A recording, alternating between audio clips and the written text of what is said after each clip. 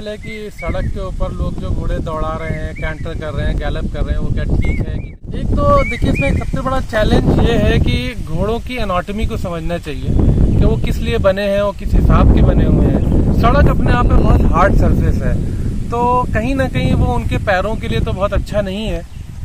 लेकिन अब दूसरों लोगों के साथ चैलेंज भी है कि भाई सबके पास ट्रैक्स नहीं अवेलेबल है, लोग घोड़ा पालना चाहते हैं, घोड़ा रखना चाहते हैं।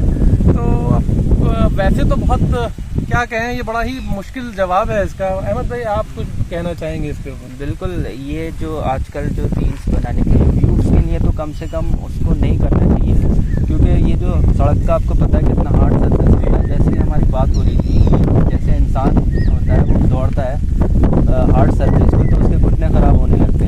तो ऐसे ही पैर घोड़े के भी पैर हैं, उसके हूफ हैं, उसके एक तरीके से शूज़ हैं, उसमें नाल लगी हुई है, और तो उसमें पूरे पे झंझनाहट असर पड़ता है उसको। तो आपने जैसे कहा एनाटॉमी को समझना चाहिए, बिल्कुल समझना चाहिए एनाटॉमी को, उसको व्यूज़ पाने के लिए। या फिर एक तो सबसे पहली बात हैदर भाई हमने देखा है कि प्रोटेक्शन नहीं है, न हेलमेट है न बॉडी प्रोटेक्टर है। अगर वो सड़क पे फॉल होगा या फिर सड़क पे एक्सीडेंट होगा तो बहुत खतरनाक हो सकता है। तो मैं तो बिल्कुल मैंने तो ये भी देखा कि बहुत सारे एक्सीडेंट्स, मैंने अभी वीडियोस देखे हैं कि जिसमें घोड़ा एकदम तड़पड़ भाग रहा है सड़क पे और एकदम से कोई सामने कार आ गई या कोई साइकिल आ गई और उससे टकरा गया। अभी कोई एक वीडियो बहुत वायरल हो रहा था इंटरनेट पे, जिसमें वो आदमी सड़क पे चला रहा और सीधे जाके कार में घुस गया। तो ये बहुत सारे थ्रेट्स हैं, क्योंकि घोड़ा कोई ऐसा तो है नहीं कि उसमें पावर ब्रेक लगा हुआ है, आप ब्रेक लगाएंगे और घोड़ा रुक जाएगा। वो रबर तो है नहीं उसका सर, उसकी नाल बिल्कुल नाल होती है। वो जब घोड़ा स्लिप एकदम रोकते हैं तो वो 100% फिसलना, और 100% जब फिसलेगा तो वो छिलता भी अच्छा खासा। घोड़े के बच्चे खासी चोट आती है। बहुत सारे एक्सीडेंट हम रेस कोर्स में देखते रहते हैं। जब एक जगह जब घोड़ा शूट हो जाता है या फिर अनकंट्रोल होकर भाग जाता है अनलीश होकर, तो वहाँ पे एक एरिया है सड़क का, तो वहाँ पे स्टेबल जब मुड़ता है, स्टेबल की तरफ जाता है, तो घोड़ा जैसे ही वहाँ पे टर्न लेता है हर घोड़ा फिसलता है, हर घोड़ा चोट खाता है। आपके गूज बम्स भी आ गए इनके हाथ पे, ये देखते हुए, देखिए ये बात करते हुए इनके हाथ पे गूज बम्स भी आ गए कि मतलब कितना खतरनाक है ये चीज। इसमें एक मसला और है।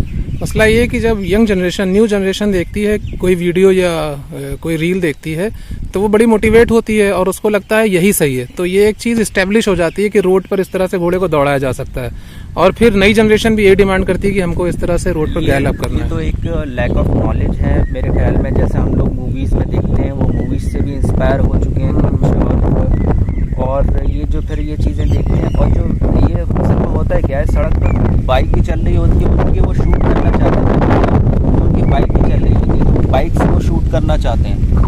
तो ऐसे तो कोई दूसरी चीज़ है नहीं जो ऑफ रोड पे घोड़े को शूट कर सकें। तो इस वजह से भी है ये सड़क पे चलाने का रीज़न। तो यही है मेरा तो खैर, मैं तो इसमें बिल्कुल वो नहीं हूँ इसमें। और एक आप लोगों से गुजारिश और करेंगे, थोड़ा इस पर रोशनी डालें कि कुछ लोग अपने व्यूज़ के लिए या कोई और भी वजह होगी, लैक ऑफ नॉलेज की वजह से अक्सर जो है लगाम छोड़ देते हैं हाथ से और उसकी वीडियोस बनाते हैं। तो इस मुनासबत से आप क्या कहेंगे? ये तो वैसे ही वाली बात हो गई कि साहब कि कार चला रहे हैं और अब स्टीयरिंग जो है आपके हाथ में नहीं है, तो सीधी सी बात है आपने अपना सारा कंट्रोल खो दिया। और घोड़ा अपने आप में फ्लाइट एनिमल है, वहाँ पर उसको कोई चीज़ दिख गई जो उसको चौंकाने वाली है और वो किसी भी डायरेक्शन में जा सकता है। क्यों मतलब लगाम छोड़ के, मतलब इट्स रिडिकुलस।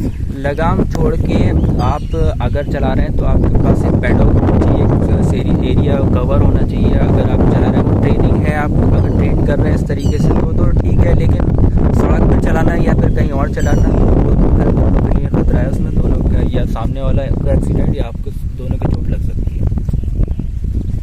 ठीक है, आज के लिए आप लोगों ने बहुत अच्छी जानकारियाँ दी और हमें लगता है यंग जनरेशन जो है इससे मुफीद होगी। बहुत शुक्रिया।